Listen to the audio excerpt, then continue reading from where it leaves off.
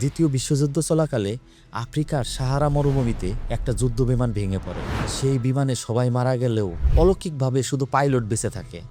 চারপাশে শুধু অসীম বালুর সমুদ্র, পুকুর রোদ আর যেন মৃত্যুর নীরবতা। তার কাছে খাবার বলতে ছিল শুধু শুকনো বিস্কুট আর এক বোতল পানি। তার শরীর দুর্বল, ঠোঁট শুকিয়ে কাঠ হয়ে গেছে, চোখে অন্ধকার, প্রতিটি মুহূর্ত যেন মৃত্যুর অপেক্ষা। পাইলট হওয়ার আগে সে একজন চিত্রশিল্পী ছিল। তার পকেটে ছিল একটা পেন্সিল আর চোখে ছিল ভাঙা চশমা।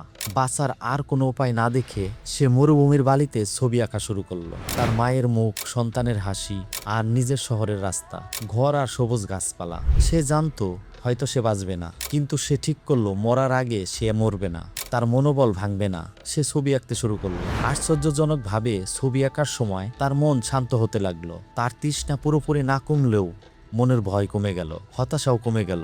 সে তখন বুঝতে পারল মানুষের শরীর দুর্বল হতে পারে, কিন্তু মন যদি হেরে না যায়, মানুষ তখনও বেঁচে থাকে। এভাবে অষ্টম দিন চলে আসলো। অষ্টম দিনে এক ফরাসি উদ্ধারকারী দল তাকে খুঁজে পায়। তারা দেখে এক দুর্বল মানুষ বালিতে বসে ছবি আঁকছে।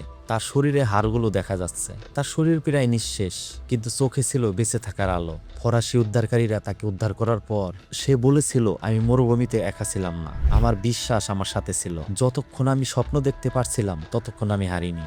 এই গল্প থেকে আমরা কিছু বিষয় শিখতে পারি।